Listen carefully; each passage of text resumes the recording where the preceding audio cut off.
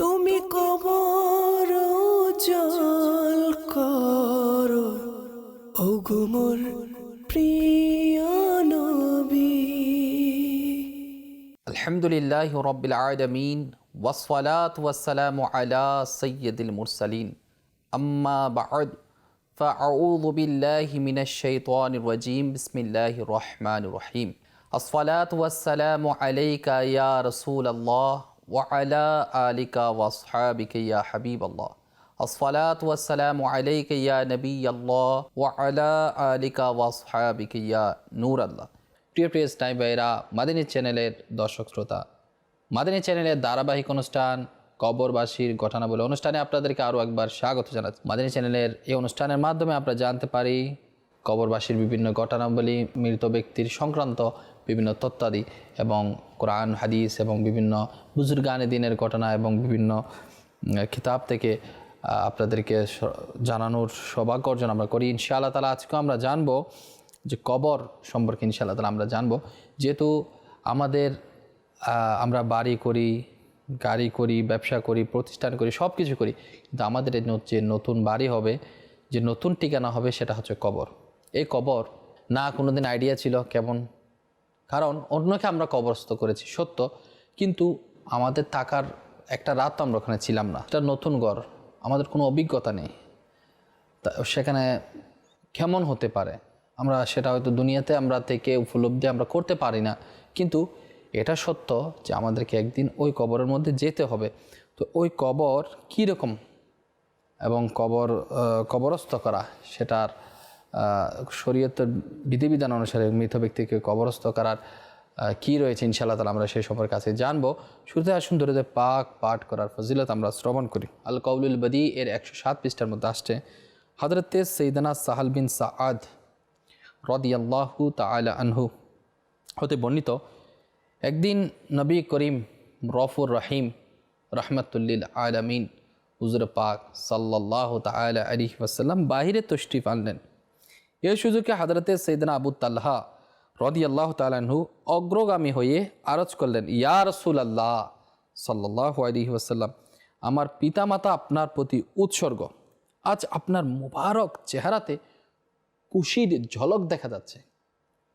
ইয়া রাসূলুল্লাহ সাল্লাল্লাহু আলাইহি ওয়াসাল্লাম, নবী সাল্লাল্লাহু আলাইহি ওয়াসাল্লাম ইরশাদ করলেন, নিশ্চয় এখনই জিবরাইল আমিন আলাইহিস সালাম আমার নিকট এসেছিলেন এবং তিনি বলেছেন, হে মুহাম্মদ সাল্লাল্লাহু তাআলা আলাইহি ওয়াসাল্লাম, যে ব্যক্তি আপনার উপর একবার দরুদ পাক পাঠ করবে, আল্লাহ তাআলা তার আমল নামায় 10টি নেকি লিখে দিবেন, তার 10টি গুনাহ ক্ষমা করে দিবেন, তার 10টি মর্যাদা বাড়িয়ে দিবেন।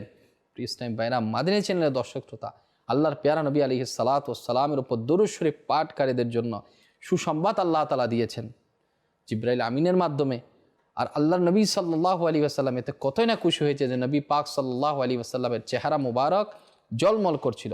আমাদের উচিত সে নবী রাসূল পাক আলাইহিস সালাতু ওয়াস সালামের উপর অধিক হারে আমাদের দরুদ শরীফ যাতে আমরা পাঠ করি। আসুন মহব্বত নিয়ে দরুদ শরীফ পাঠ করি। সাল্লু আলাল হাবিব সাল্লাল্লাহু তাআলা আলা মুহাম্মদ সাল্লাল্লাহু তাআলা আলাইহি ওয়াসাল্লাম।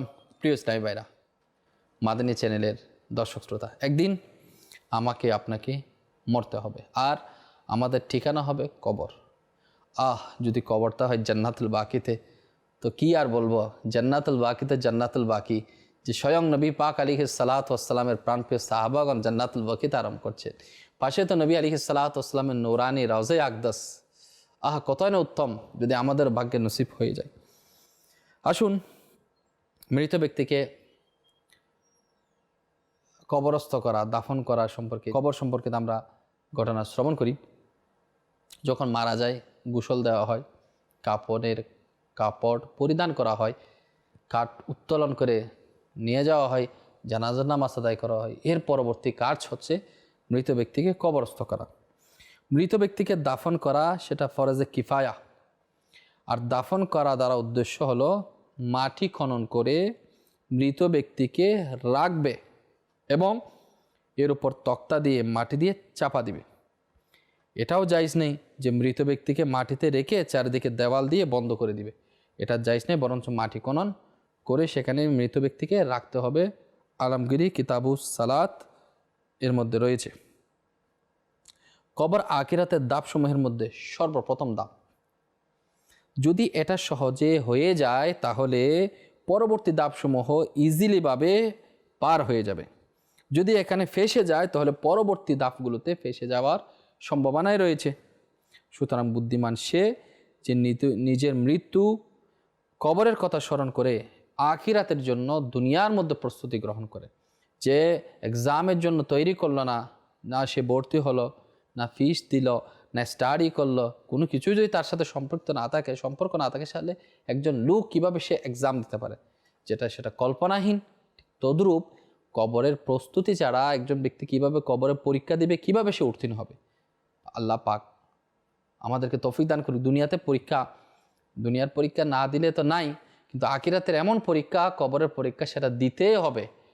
এক তো পাস না তো ফেল, যে কোনো দুইটাই অপশন আছে, জান্নাত নইলে জাহান্নাম।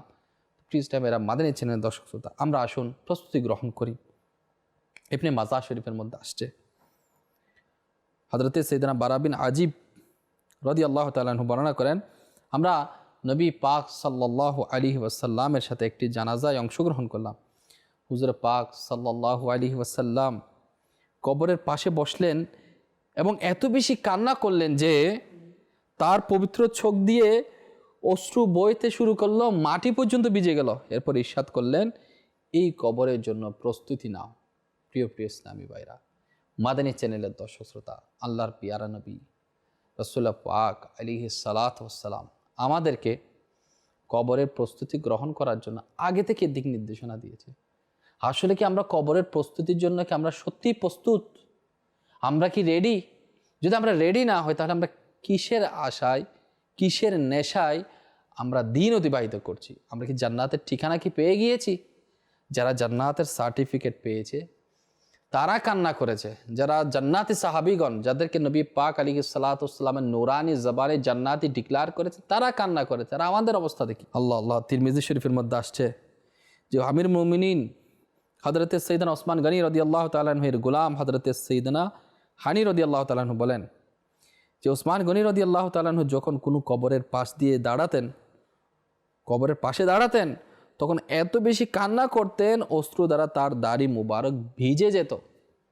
আল্লাহু আকবার। নবী আলাইহিস সালাতু ওয়াস সালামের কান্নার কথা শুনলাম, কবরের পাশে বসে এত বেশি কান্না করতেন, মাটি ভিজে যেত। আর ওসমান রাদিয়াল্লাহু তাআলা আনহুর কান্নাতে দাড়ি ভিজে যেত। আল্লাহ। ওসমান গনি রাদিয়াল্লাহু তাআলা আনহু কবর দেখে অনেক বেশি কান্না করার কারণ যখন জিজ্ঞেস করা হলো, তখন বলল, আমার নিজের একাকিত্বের কথা স্মরণ হয়ে যায়, কেননা কবরে আমার সাথে মানুষের মধ্যে কেউ থাকবে না। অতঃপর নেকির দাওয়াতের দিতে গিয়ে ইনি বললেন, যার জন্য তার দুনিয়া জেলখানা তার জন্য কবর হবে জান্নাত, আর যে ব্যক্তির জন্য দুনিয়া হবে জান্নাত তার জন্য কবর হবে জেলখানা। আল্লাহ। যার জন্য দুনিয়াবী জীবন কয়েদির মতো ছিল, মৃত্যু তার জন্য মুক্তির বার্তা স্বরূপ। যে দুনিয়ার নফসে কামনাকে ত্যাগ করেছে সে আখিরাতে যথাযথ অংশ পাবে। উত্তম ব্যক্তি সেই দুনিয়া থেকে ছাড়ার পূর্বে সে দুনিয়াকে ছেড়ে দেয়। আল্লাহ। দুনিয়া তাকে ছাড়ার পূর্বে সে দুনিয়াকে ছেড়ে দেয় এবং আপন প্রতিপালকের সাথে সাক্ষাতের পূর্বে তার সন্তুষ্টি অর্জন করে নেয়। প্রত্যেক ব্যক্তির কবরের অবস্থা তার দুনিয়াবী জীবন অনুযায়ী হবে, অর্থাৎ নেকির মাধ্যমে যদি অতিবাহিত করলে তার জন্য প্রশান্তি, আর যদি গুনাহে নিমজ্জিত অবস্থার মধ্যে মৃত্যুবরণ করে তাহলে ধ্বংস আর ধ্বংস। প্লিজ টাইম ভাইরা, মাদানী চ্যানেলের দর্শক শ্রোতা, আমরা কি জানি না? আমার অভ্যাস কি আমি কি জানি না? আপনার অভ্যাস কি আপনি জানেন না? আজকাল মানুষ যে নামাজ থেকে বিরত রয়েছে, নামাজে যাচ্ছে না, নামাজ পড়লেও ভুল পড়ে, কোরআনে পাকের তিলাওয়াতে, রমজানে রোজা কাজাই করছে, রোজাকে এত বেশি প্রাধান্য দেওয়া হচ্ছে না। নামাজের ক্ষেত্রে অলসতা, মা বাবার অবাধ্যতা, বেহায়াপনা, গান বাজনা, ড্রামা, চারিদিকে তুই তোকারি, বদমাশি যেমন বেড়ে চলেছে। যে মাদক সেবন করা, মুসলমানদের মনে আঘাত করা, বেহায়াপনা করা, নির্লজ্জতার মধ্যে লিপ্ত হওয়া, কতই না দুঃখ বেদনাদায়ক বিষয় দিয়ে ঘটে যাচ্ছে। এগুলোর কারণে যদি কবরে আযাব চলে আসে তাহলে আল্লাহ না করুক আমাদের কি হবে, আমাদের অবস্থাটা কি হবে? জান্নাতি সাহাবীগণ ইনারা কান্না করছে। আল্লাহ পাক আমাদেরকে হিফাজত করুক। প্রিয় স্নাই ভাইরা, মাদানী চ্যানেলের দর্শক শ্রোতা, হুজুরে পাক আলাইহিস সালাতু ওয়াস সালাম ইরশাদ করেন, যখন মৃত ব্যক্তিকে কবরে রাখা হয় তখন কবর বলে, হে মানব, তোমার প্রতি আফসোস, তোমাকে আমার ব্যাপারে কোন বিষয়টি দুঃখায় রেখেছিল? তোমার কি জানা ছিল না যে আমি হলাম পরীক্ষা, অন্ধকার, একাকিত্ব, কীট পতঙ্গের ঘর? যখন তুমি আমার উপর সামনে পেছনে কদম রেখে অতিক্রম করতে, তখন তুমি কিসের আশায় অহংকার বিরাজ করতে তোমার মধ্যে? মৃত ব্যক্তি যদি নেককার হয় তখন তার পক্ষ থেকে কোনো উত্তর প্রদানকারী এভাবে উত্তর দিয়ে দেয়, তুমি কি জানো না সেই ব্যক্তি যদি ন্যাক কাজের আদেশদাতা হয়, সৎ কাজে আহ্বানকারী হয়, অসৎ কাজে বাধা প্রদানকারী হয়, তাহলে তুমি তার সাথে কেমন আচরণ করবে? আল্লাহ আল্লাহ। তখন কি হয়? কবর বলবে, আমি তার জন্য সবুজ বাগানে পরিণত হব এবং তার শরীর নুরানি হয়ে যাবে এবং তার রূহ আল্লাহ তাআলার রহমতের নিকটবর্তী হয়ে যাবে। প্রিয় ইসলামী ভাইরা, মাদানী চ্যানেলের দর্শক শ্রোতা, এখান থেকে আমাদের শিকার অনেক বিষয় রয়েছে। যেমন কবর আমাদেরকে যেতে হবে, কবরের মধ্যে মরতে একদিন আমাদেরকে হবে। মতের পূর্বে যদি আমরা প্রস্তুতি গ্রহণ করি, নিজে নেক হই, অপরকে নেক বানাই, নিজে নেককার হয়ে অপরকে নেকের কাজে উৎসাহ দিই, নিজে বদ আমল থেকে বাঁচি, অপরকে বদ আমল করা থেকে বিরত রাখি, সৎ কাজের আদেশ, অসৎ কাজে বাধা প্রদানকারী হয়, তাহলে বলা হচ্ছে কি যে কবর তো সবাইকে ভয় দেখাবে, কবর তো জিজ্ঞাসা করবে, কিন্তু আল্লাহ পাকের দয়া তার উপর হবে যে সৎ কাজের আদেশদাতা কিংবা অসৎ কাজে বাধা প্রদানকারী ব্যক্তির ব্যাপারে কবরের পক্ষ কোনো একটা গায়েবের পক্ষ থেকে উত্তর দিয়ে দিবে যে তার সাথে তুমি কীরকম আচরণ করবে। তখন কবর বলে তার শরীর নুরানি করে দেবে। আল্লাহু আকবার। যার শরীর নুরানি হয়ে যায়, যাকে নুরানি পোশাক পরিধান করানো হয়, সে তা আরামের বিছানায় এমনভাবে শায়িত হবে, আল্লাহু আকবার, আল্লাহ যদি চায় সে কিয়ামত পর্যন্ত আরামের বিছানায় নির্দ্বিধায় ঘুমিয়ে থাকবে। প্রিয় ইসলামী ভাইরা, মাদানী চ্যানেলের দর্শক শ্রোতা, কিন্তু আমাদের কি হবে? আমাদের কি হবে? যেমন একটু গরম বেড়ে যাচ্ছে, গরম বেড়ে গেলে আমাদের অবস্থা কি হয়? আমরা সহ্য করতে পারি না, আমরা ফ্যান ছাড়া থাকতে পারি না। আর একটু বেশি পয়সা থাকলে তো এয়ার কন্ডিশন লাগাই দিই, আমরা এসি লাগাই দিই। এখন এসি নাই কোথায়? মসজিদে সেখানেও এসি লাগানো হচ্ছে, বাসার মধ্যে এসি লাগানো হচ্ছে, অফিসের মধ্যে এসি লাগানো হচ্ছে। না হয় একটু গরম পড়লে আমরা নদীর ধারে ঘুরতে যাই, বিকালে একটু হাঁটতে বের হই, কিন্তু ওই কবরের মধ্যে কি অবস্থা হবে? আল্লাহ পাক আমাদের সবাইকে হিফাজত করুক। হযরতে মুহাম্মদ বিন সাবি রহমতুল্লাহ বর্ণনা করেন, যখন মানুষকে কবরে রাখা হয়, তাকে আযাব দেওয়া হয়, তখন নিকটবর্তী মৃতরা বলে, হে আমাদের ভাই এবং প্রতিবেশীরা, আসার পর দুনিয়াতে অবস্থানকারী, তুমি কি আমাদের আসার পর কোনো উপদেশ গ্রহণ করনি? কারণ আমরা তো আগে আসছি, তুমি তো এখন আসছো, নতুন আসছো, তাহলে আমরা আজ আসলাম, তুমি কি প্রস্তুতি গ্রহণ করনি? আর তোমার সামনে আমাদের মৃত্যু, কবরে দাফন হয়ে যাওয়া কোনো চিন্তার কি বিষয় ছিল না? তুমি আমাদের মৃত্যুতে আমাদের আমল বন্ধ হতে দেখেছ, কিন্তু তুমি জীবিত থাকতে তোমার আমল করার সুযোগ দেওয়া হয়েছিল, কিন্তু তুমি সুযোগটু মূল্যায়ন করনি, নেক আমল করনি। জমিনের ওই অংশ বলে, হে দুনিয়ার বাহ্যিকতায় গর্বকারী, তুমি তোমার ওই সকল আত্মীয় স্বজন থেকে শিক্ষা গ্রহণ করনি কেন, যে দুনিয়াবী নিয়ামতের প্রতি গর্ব করত, কিন্তু সে তোমার সামনে আমার পেটের মধ্যে হারিয়ে গেছে। তাদের মৃত্যু তাদেরকে কবরে নিয়ে এসেছে, আর তোমরা তাকে কাঁধে বহন করেছ, এই ঘরের দিকে নিয়ে এসেছ, এখান থেকে পালানোর কোনো পথ নেই। প্রিয় ইসলামী ভাইরা, মাদানী চ্যানেলের দর্শক, আসলে আমরা নির্দ্বিধায় বলতে পারি যে আমাদের চোখের সামনে ঘটে যাওয়া ঘটনা আমরা চোখে দেখছি। এত কোটিপতি, এত পয়সাওয়ালা, এত সুস্থ ব্যক্তি, হঠাৎ করে মৃত্যু আমাদের চোখের সামনেই ঘটছে। আমরা তার জানাজার নামাজ পড়ছি, আমরা তাকে কবরস্থ করছি, আমরা শিক্ষা গ্রহণ করছি না। এ চলে গেছে, আমল নামা বন্ধ, কিন্তু আমার আপনার সুযোগ তো এখনও আছে। আমি কি আল্লাহ সুবহানাহু ওয়া তাআলা জিকিরের মধ্যে লিপ্ত হতে পারি না? আমার জবানকে কি পাক সাফ রাখতে পারি না? গীবত থেকে কি আমরা বাঁচতে পারি না? অপরের চুগলি করা থেকে কি আমরা বাঁচতে পারি না? ওয়াদা খেলাফি থেকে কি আমরা বাঁচতে পারি না? বেপরদগি থেকে আমরা কি বাঁচতে পারি না? যদি আমরা বাঁচতে পারি তো ইনশাআল্লাহ তাআলা এই সকল বাঁচার মাধ্যমে, ইবাদত করার মাধ্যমে আল্লাহ পাক রব্বুল আলামিন আমাদেরকে যে শিক্ষা দিচ্ছে, কবরস্থ ব্যক্তির মাধ্যমে। দেখুন, একটু ঠান্ডা মাথায় চিন্তা করুন, তার আমলনামা বন্ধ, কিন্তু এখনও আমার আপনার চালু আছে, এখনও আমি আপনি করতে পারি, কিন্তু আমরা করছি না কেন? আমরা কিসের জন্য? আমরা কি চিরতরে এখানে বেঁচে থাকবো? এটা তো মুখ দিয়ে বলি চিরদিন বেঁচে থাকবো না, একদিন মরতে হবে। তো মরতে যখন হবে একদিন, সে মুহূর্তটা কখন? এখন? না টিভি সেট থেকে ওঠার আগে, না টিভি অফ করার পূর্বেই? আমাদের জানা নেই।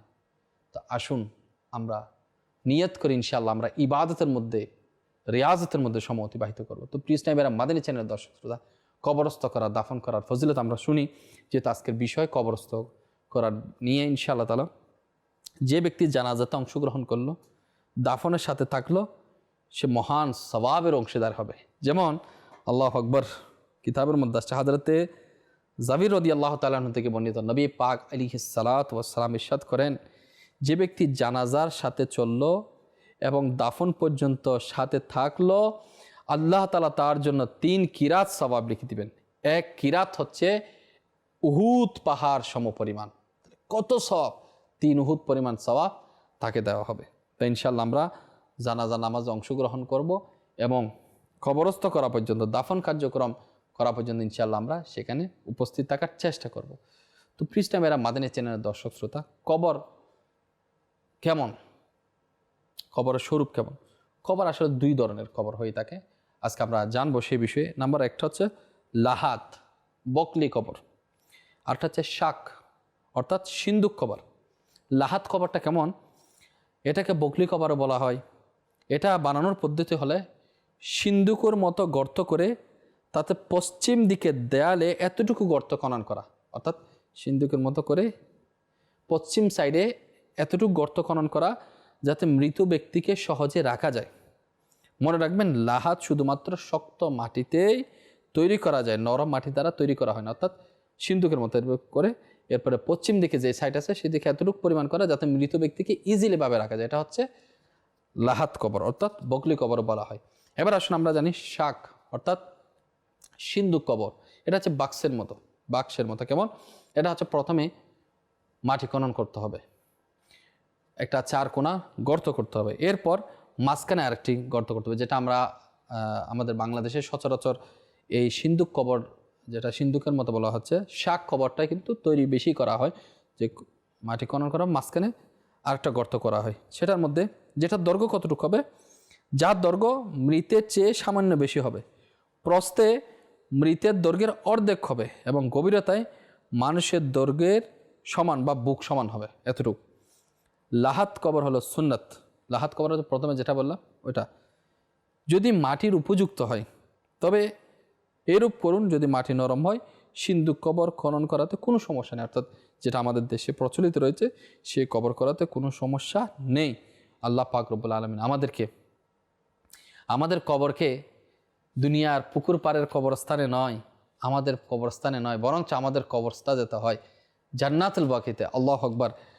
আমির আহলে সুন্নাত হযরত আল্লামা মাওলানা মুহাম্মদ ইলিয়াস আত্তার কাদরি রাজভী দামাত বরকাতুমুল আলিয়া কতই না সুন্দরভাবে আমাদেরকে উৎসাহ দিয়েছেন, কতই না উৎসাহতের গিফট দিয়েছে। আল্লাহু আকবার। দোয়া যখন করি, আল্লাহ ঈমান ও আফিয়াতের সাথে তোমার পেয়ারা নবী সাল্লাল্লাহু আলাইহি ওয়াসাল্লামের জালওয়াতে ঈমান ও ক্ষমার সাথে শাহাদাতের মওত, জান্নাতুল বাকিতে দাফন। মসজিদে নববীর পাশে যে কবরস্থান, এটাকে জান্নাতুল বাকি বলা হয়, জান্নাতুল বাকিতে দাফন। আর জান্নাতুল ফেরদৌসে, আল্লাহ জান্নাতুল ফেরদৌসের মধ্যে হুজুরে পাক সাল্লাল্লাহু আলাইহি ওয়াসাল্লামের প্রতিবেশিত্ব নসিব করুন। কত সুন্দর দোয়া দিয়েছে। আসুন, আসলে আমরা দোয়া চাইতে জানি না, বলতে জানি না, সেজন্য যারা আল্লাহওয়ালা, যারা পরেজগার, যারা মুত্তাকি, যারা নিজের জীবনে সাকসেস হয়েছে, সাকসেস 2 ধরনের, একটা হচ্ছে দুনিয়াবি সাকসেস, এমন সাকসেস হয়েছে যে আখিরাতকে ভুলে গেছে, ওটা কিন্তু সাকসেস নয়। আসল সাকসেস হচ্ছে ওটাই যে আখিরাতের মধ্যে কামিয়াবি হয়েছে। ও সমস্ত যারা আখিরাতের মধ্যে কামিয়াবি হয়েছে, সে সমস্ত আল্লাহর ওলিগণ, সমস্ত আল্লাহর ওলিদেরকে যারা অনুসরণ করে, শরীয়তের মধ্যে থেকে জীবনযাপন অতিবাহিত করে, তাদেরকে আমরা ফলো করা আমাদের একান্ত কর্তব্য। তো ইনশাআল্লাহ তাআলা আমাদের দুনিয়া এবং আখিরাতের মধ্যে কামিয়াবি হবে। আমির আহলে সুন্নাত দামাত বরকাতুহুম কত সুন্দর দোয়া দিয়েছে যে জান্নাতুল বাকিতে যাতে দাফন হয়। চারিদিকে মনোরম বাতাস, একটু আমরা কল্পনা করার চেষ্টা করি। একদিকে সরকার দু আলম হুজুর আলাইহিস সালাতু ওয়াস সালামের নূরানি রওজায়ে আকদাস, সবুজ গুম্বদ দেখা যাচ্ছে। আমাকে আপনাকে কবরস্থ করার জন্য কাঠ বহন করে ইসলামী বাইরা আল্লাহ আল্লাহ আস্তে আস্তে জান্নাতুল বকির দিকে নিয়ে যাচ্ছে। আর ওদিকে হুজুর পাক আলাইহিসসালামের নুরানি মাজার শরীফের জিয়ারত হচ্ছে, এবং যেখানে সাহাবায়ে কেরামগণ, অসংখ্য সাহাবায়ে কেরাম আলাইহিমুর রিদওয়ানগণ শায়িত রয়েছে, আল্লাহু আকবার, সেদিকে আমাদেরকে নিয়ে যাওয়া হচ্ছে। এবং নবী পাক সাল্লাল্লাহু আলাইহি ওয়াসাল্লামের প্রতিবেশী তো হচ্ছি। বলা হচ্ছে একজন সাধারণ আল্লাহওয়ালা ব্যক্তির পাশে কবরস্থ হওয়ার বদৌলতে আল্লাহ পাক রব্বুল আলামিন তাকে ক্ষমা করে দেয়। এরকম অসংখ্য নজির আছে। তো যদি দু জাহানের বাদশা দয়ালু আকা হুজুর পাক আলাইহিসসালামের পাশে যদি আমাদের দাফন হয়, আমাদের কবরের ঠিকানা হয়, তাহলে আমাদের কি অবস্থা হবে? আল্লাহ পাক আমাদেরকে জান্নাতুল বাকির মধ্যে দাফন করার সে তৌফিক দান করুক। আল্লাহু আকবার, আল্লাহু আকবার। জান্নাতুল বাকির ফজিলত কি বলবো? মসজিদে নববী শরীফ, মদিনা শরীফের পাশে যে কবরস্থান জান্নাতুল বাকি, এর ফজিলতের কথা কি বলবো?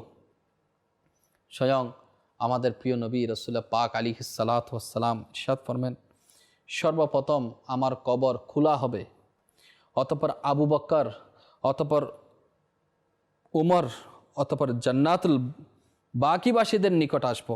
এরপর আপন আপন কবর থেকে বের হবে এবং তারা আমার সাথেই থাকবে।